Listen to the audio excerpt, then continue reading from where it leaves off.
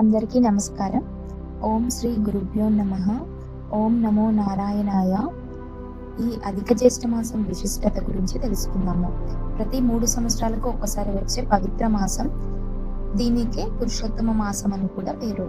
ఈ మాసం యొక్క మహత్యము, చేయాల్సిన పూజలు, దానాలు మరియు వాటి వల్ల మనం పొందే ఫలితాలు, అలాగే చేయకూడని వాటి గురించి కూడా తెలుసుకుందాం. ఓం నమో నారాయణాయ. ప్రతి 3 సంవత్సరాలకి ఒకసారి వచ్చే అత్యంత పవిత్రమైన కాలం ఈ అధిక జ్యేష్ఠ మాసం. భగవంతుడు స్వయంగా తన పేరును ఇచ్చిన దివ్య మాసం. అందుకే దీనికి పురుషోత్తమ మాసం అని కూడా పేరు. ఈ మాసంలో చేసే ఒక్క జపం, ఒక్క దీపారాధన, ఒక్క దానం కూడా వేల రెట్ల ఫలాన్ని ఇస్తుందని పురాణాలు చెబుతున్నాయి. ఈరోజు ఈ వీడియోలో అధిక జ్యేష్ఠ మాసం ఎందుకు వస్తుంది, దాని పవిత్రత ఏమిటి, ఈ మాసంలో చేయాల్సిన పూజల గురించి ఒకసారి తెలుసుకుందాము. మొదటగా ఈ మాసం విశిష్టత ఏందో తెలుసుకుందాం. ఈ మాసంలో చేసే పూజలు, జపాలు, దానాలు అనేక రెట్ల ఫలితాన్ని ఇస్తాయని శాస్త్రాలు చెబుతున్నాయి. ఈ మాసంలో ముఖ్యంగా విష్ణు సహస్రనామ పారాయణం, భగవద్గీత పఠనం, శ్రీమన్నారాయణ నామస్మరణ, తులసి పూజ, దీపారాధన చేయడం ఎంతో శుభప్రదం. ప్రతిరోజు ఓం నమో నారాయణాయ అనే మంత్రాన్ని భక్తితో జపిస్తే పాపాలు తొలగి మనసుకు ప్రశాంతత లభిస్తుంది. ఈ అధిక మాసం ఎందుకు వస్తుందో ఒకసారి చూద్దాం. మన హిందూ పంచాంగం ప్రకారం చంద్రుడి గమనాన్ని ఆధారంగా చేసుకుని ఉంటుంది. చంద్ర సంవత్సరానికి సుమారు 354 రోజులు ఉంటాయి. కానీ సౌర సంవత్సరానికి 365 రోజులు ఉంటాయి. అంటే ప్రతి సంవత్సరం సుమారు 11 రోజుల తేడా వస్తుంది. ఈ తేడాను సరిచేయడానికి సుమారు ప్రతి 3 సంవత్సరాలకి ఒకసారి ఒక అదనపు మాసాన్ని కలుపుతారు. దానినే అధిక మాసం అంటారు.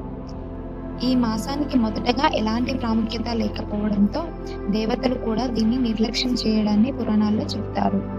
అప్పుడు ఈ మాసం శ్రీ మహావిష్ణువు దగ్గరని ఆశ్రయించగా అప్పుడు మహావిష్ణువు ఇక నుంచి ఈ మాసం నా పేరుతో ప్రసిద్ధి చెందుతుంది అని వరమిచ్చాడు. అందుకే దీనిని పురుషోత్తమ మాసం అని పిలుస్తారు. ఈ మాసంలో చేయాల్సిన ముఖ్యమైన పనులు: ఉదయాన్నే స్నానం చేసి విష్ణుమూర్తిని పూజించాలి. తులసి చెట్టుకు నీళ్లు పోసి దీపం వెలిగించాలి.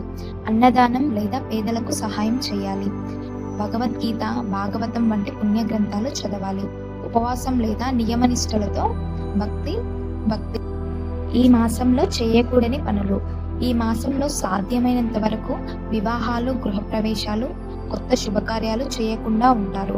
ఎందుకంటే ఇది భోగాల కంటే భక్తి, పూజ, ఆధ్యాత్మిక సాధనకు అత్యంత పవిత్రమైన సమయంగా భావిస్తారు.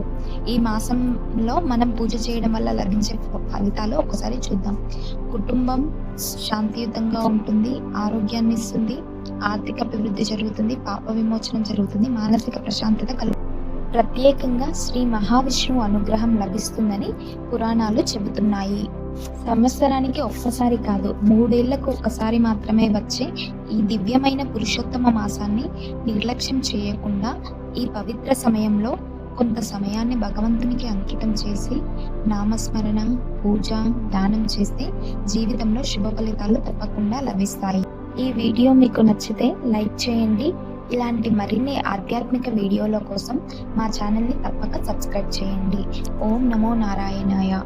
ఓం నమో భగవతే వాసుదేవాయ. శ్రీనివాస కృపా కటాక్ష సిద్ధిరస్తు.